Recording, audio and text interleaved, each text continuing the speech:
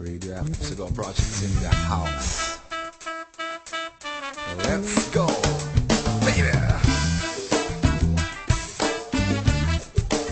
We're gonna bring it down. Come on, come on.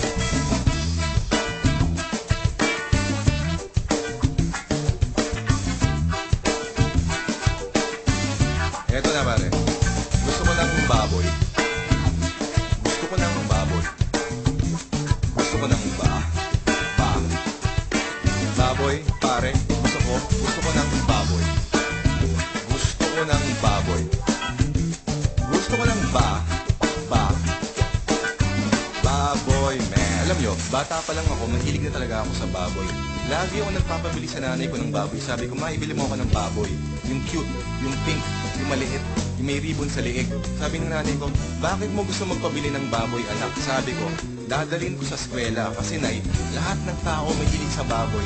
Malay mo pag nakita ng mga teachers ko yung baboy, matuwa sila kasi gusto nila ng baboy. Baka bigyan pa ako ng mataas na grado. Nung sabi ng nanay ko, hindi mo pwedeng dalhin ang baboy sa eskwela, anak. Baka magkalat lang yan doon.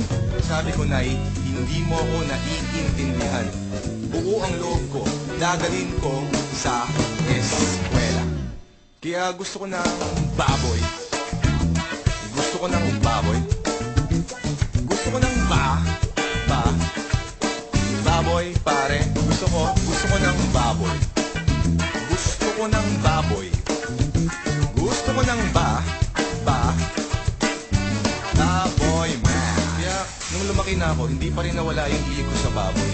Lagi ako nagtatrabaho para makabili ng baboy. Minsan nga, nagagalit na sa akin yung asawa ko dahil puro baboy na lang daw nasa utak ko.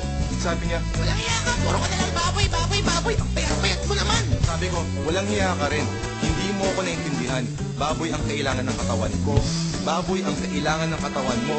Baboy ang kailangan ng katawan nating lahat. Hindi mo ba alam ang nagpapatakbo ng mundo ay baboy? Hindi mo ba alam? Diyos mo ay baboy. Baboy. Tama.